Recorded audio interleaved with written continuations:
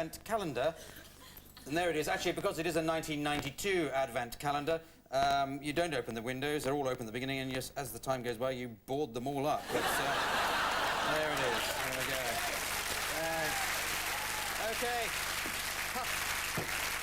And who said that satire was dead? Now, what can I say about my next guest? Well, nothing, apparently. Ladies and gentlemen, please welcome Stephen Fry.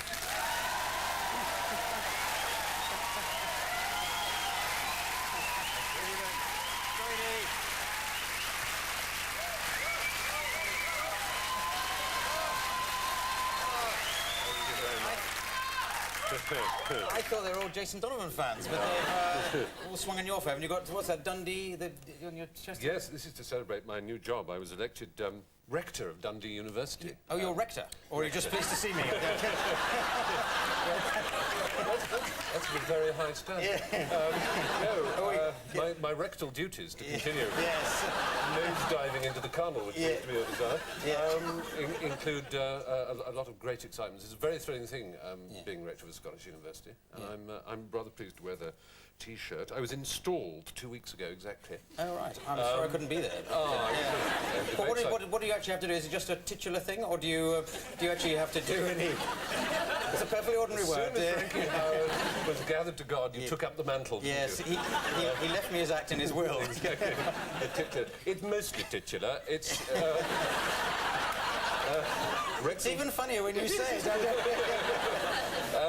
I'm a sort of cross between a sergeant major and a godmother and an uncle and a regimental goat, really. Yeah. Well, I can see you. Yeah. But it's exciting. I have lots of little poppets that I have to look after, and I have to... their interests are my interests. Right. Automatically. OK, except the Philatelic Society. Well, there's a million things you're doing as usual. This new film has just come out, Peter's Friends. You are Peter in that, aren't you? That's right, yeah. Yes. I was disappointed because I thought it was going to be about me, it'd be Clive's friends, but I haven't got any friends, apparently. But did you enjoy doing that as a feature film? It was a very exciting thing to do, yes. I mean, it's a very peculiar thing. Films ought to be safer to do than television because if a film is not very good, no one goes to see it. So perhaps... occasionally 4,000 people have seen you in a real oven-ready Butterball Norfolk Trust turkey. Yes. Whereas if you do a television programme, which is absolutely disastrous... Yes. Yes, I know. I've seen your programmes. You are watched by... Thank you. You are watched by at least 4 million, you know? Yeah. And so not, not on Channel 4, you're not. Oh, I do. Yeah, well, anyway. Millions, Proceed. But the odd thing is, despite that, films somehow have this kind of cachet, don't they? Yeah. They are considered more grown-up, more exciting. It's art. Than TV is just pap and films are art. I don't really subscribe to that, but I have to say there is something very sexy about films, isn't there? Yes. You know, the camera, the film camera, rather than these video cameras. Yes. So there's something that makes it just go all kind of gooey and... Well, I'm saying yes. I've never been in a film, but you paint a lovely picture of it all going, Goom, and there's a Hughes in it as well. But did you have to keep reminding yourself not to sort of bring him drinks on a tray because we're doing that at the moment, Jeeves and Whistler. You're referring to. But on this one, you're the knob. You're the sort of lord. Well, we've covered knobs. We've covered rectum. We're covering your life generally, Stephen. I just can't wait till we get the back of my knees. It's... no, Hughes... We're working down, or maybe up, I don't know. No, to answer your very serious and purposive question... Yes. It wasn't difficult, because Hugh gives an astonishing performance, I think, in film. Well, I agree with you. I thought he really... Without being rude to you or anybody else in the film, I thought him and Imelda were... Yeah, absolutely right. Though, of course, you were Hugh's brother's best man at his wedding, so there's a little element there of Clive's friends. Yeah, yes, absolutely. But no, he is wonderful. I would have said you were the best if you were. No, but you are good. You're good. Because and I know you don't like being accused of playing yourself, but it is a part almost written for you, isn't it? Because you're the clever Cambridge graduate tossing off good lines. Oh, shame. These are just... the bon mot, I mean... Absolutely, the bum mot. No. It's lovely. No, there is... People have said, yes, you are paying us. It's not really true. I mean, the character is very close to me. I mean, it's an odd thing about films, because naturally with filming you take your own body along. Yes. So physically you are entirely yourself, Yes. give or take a bit of makeup here and there. You're using your own body, your own voice, your own gestures, which you sort of... Otherwise it becomes a caricature where you try and put on other things. Yeah. And all the film actors I most admire tend to play themselves, like James Stewart and Cary Grant. So I'm putting myself in their category, obviously. But on the one hand, one's very flattered.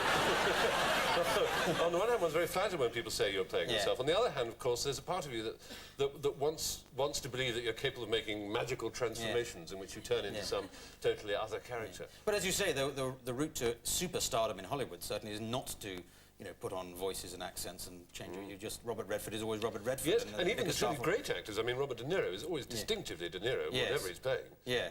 It's strange, isn't he? Yes. Yes. But have you I know you've written a script. Am I allowed to write a script for Hollywood? Do you fancy going to Hollywood?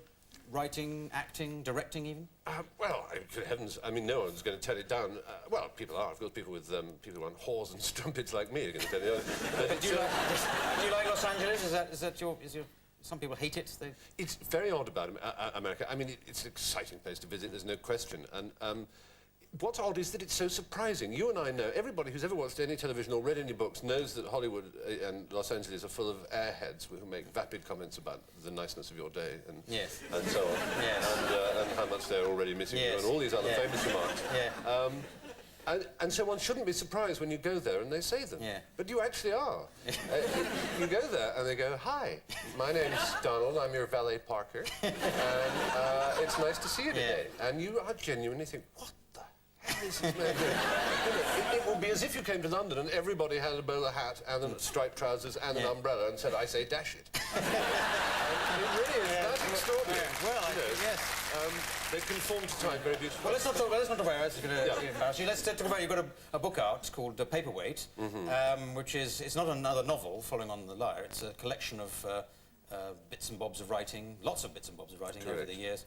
And there's a very helpful introduction that says it's ideal lavatory reading. Yeah. So I had to read it very quickly this week, so I had to go and get myself a case of dysentery and, to get through. But I've done the odd little bit of comedy writing, little sort of humorous bits in newspapers. I must say there's nothing I've ever written I'd ever want to see again, let alone the public. Did you sort of come to any of them thinking, "Oh dear, I wish I could leave that one out"? Or... Yeah, and I did actually leave a lot out. I mean, it's strange. I mean, I remember you wrote for the Sunday Correspondent, yes, didn't you? And I very well.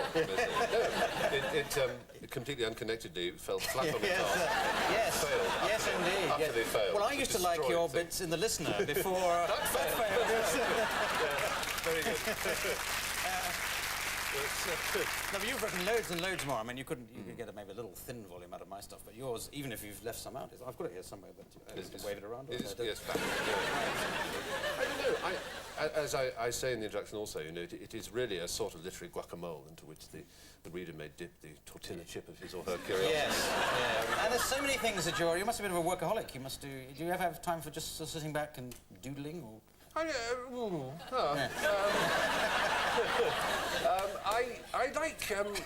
like occasionally like just to watch a lot of awful videos and am I in them at all?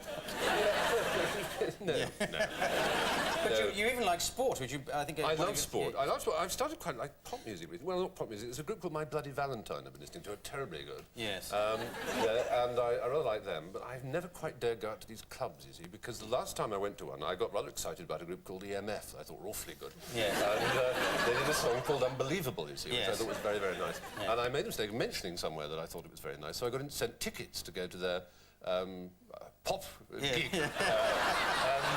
Well, that was lucky then. Yes. You mentioned it, you got the tickets. At the town country, and I went along, unfortunately, wearing something like this. And I then discovered that in all these magazines, because they're quite young, like Smash Jackie and Hits, there were photographs of me in this very tweed jacket, trying to dance with my eyes shut.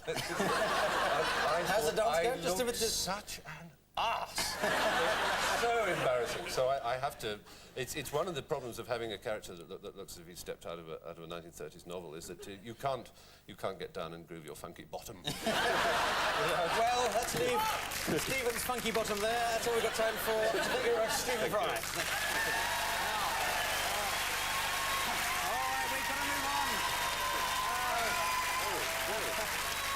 Oh dear.